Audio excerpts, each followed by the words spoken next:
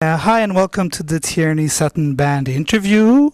You can't see me, but you can hear me. It's really good looking. Thank you.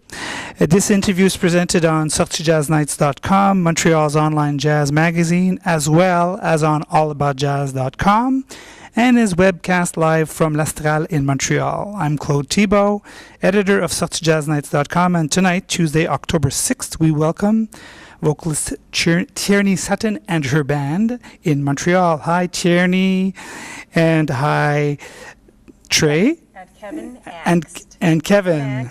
And Ray Brinker. There you go. Those are the best self-introductions. Brinker, all right. And Kevin Maurice Axt. All right. His middle name is French. All right. Just saying. Well, welcome to Montreal, you guys. And yeah, same here.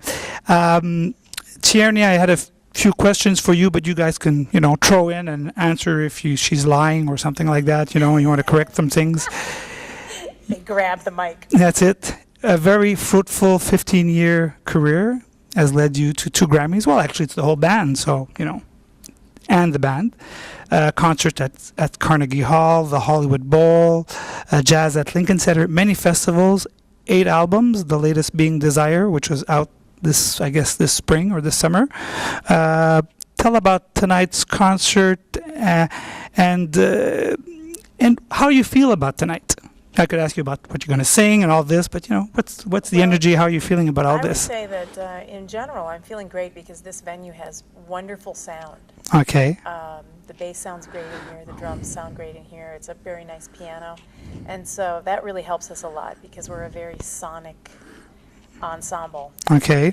And the sound has to be right. And so this is one of the rare places that we've played in the last little while where we didn't have to do a lot of adjustment because the natural sound here is terrific. So people really should come out to this venue. It's very special. Okay. So we should hear some standards, and we should hear some standards that I've heard arranged in a fashion that I thought were very interesting. So, and this is, please all answer about this. What's the process in your group as far as the music that you play? I think that's a very interesting part that people would like to hear. You want to say something about that? Well, we do a lot of the Closer to the mic, a lot please. of the great American songbook songs, but we tend to deconstruct them and do them in unique ways, unique to this band. It's we all have very twisted minds, and we like to do things in a the very twisted unique mind. way. Yeah, there are songs that everyone's heard a million times, so it would be ridiculous for us to just play them the way everyone's heard them. We tend to do our own little spin. And who actually, It's a group process. It's a group process. Yeah, Okay. it's one of the interesting things. I don't think there are arrangements that we play regularly that we all didn't have a hand at arranging, and so it's a collaborative process, and we know when it starts to sound like us. It's almost like the musical version of a debate, and we kind of have the germ of an idea, and somebody comes in with a basic theme or concept that sort of deviates from the normal way a song's been interpreted in the past, and then everybody sort of hops aboard and starts deconstructing or adding to the idea until we finally sort of have this group arrangement that's a result of this long, lengthy, painful, bloody debate. So depending on where you've been traveling from and what you've been eating and what inspires you, who's in a good mood, and I'm sure you're always in a great mood, of course.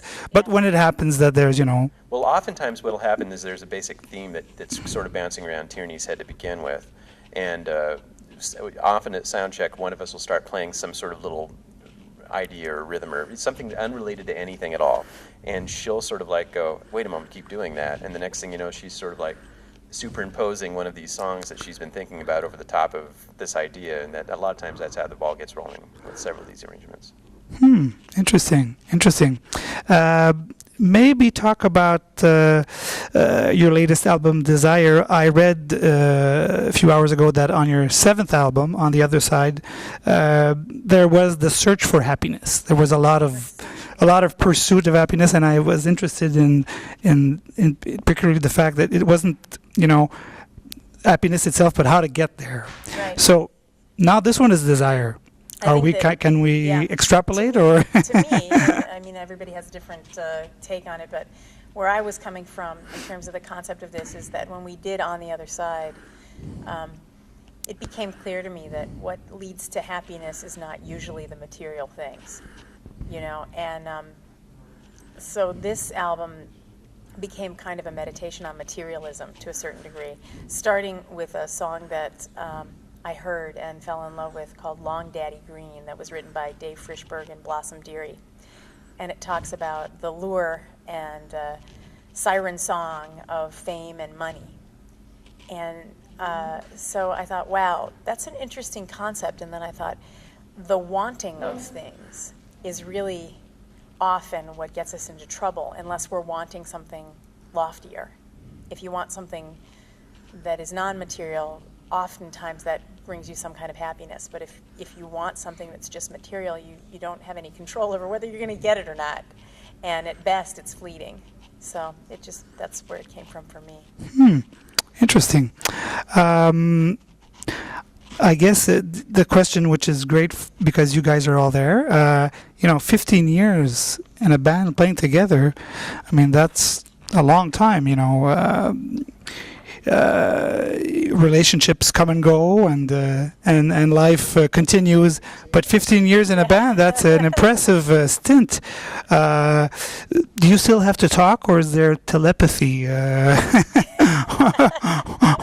Or is it signs, signs? Well, obviously, after playing together for 15 years, we have a certain understanding of how we each think musically. So there is a bit of telepathy going on. Mm-hmm. But it's an interesting business concept as well because the band is incorporated. So it's a very interesting business model. We actually run it as a corporation. It's a business. We're all equally invested. And that's just sort of permeates the way we do everything, the way we create our art, the way we handle our business. It's all a communicative conglomerate of knuckleheads, basically. Miscreants. Yeah, there's enough symbiosis in this band too that, I mean, when one of us is a bit out of sorts, it readily radiates to everybody else in the band. So we're kind of this multi-celled organism, and yeah. So there's support. Yeah, I think that's one of the interesting things. If you're actually connected to people, like actually, as opposed to kind of, your potential to make each other happy and to deeply hurt each other is amplified, is basically the bottom line. Mm-hmm. I mean, if you do things, and I think that's something that people don't really get, and so therefore you have to have a lot of communication from time to time. And I think the thing is that being sensitive to one another means being sensitive to one another. And it's a very weird thing. It's a very weird thing, but the musical element of it makes it worthwhile. And I'm really grateful that we've had that 15 years, regardless what might happen tomorrow.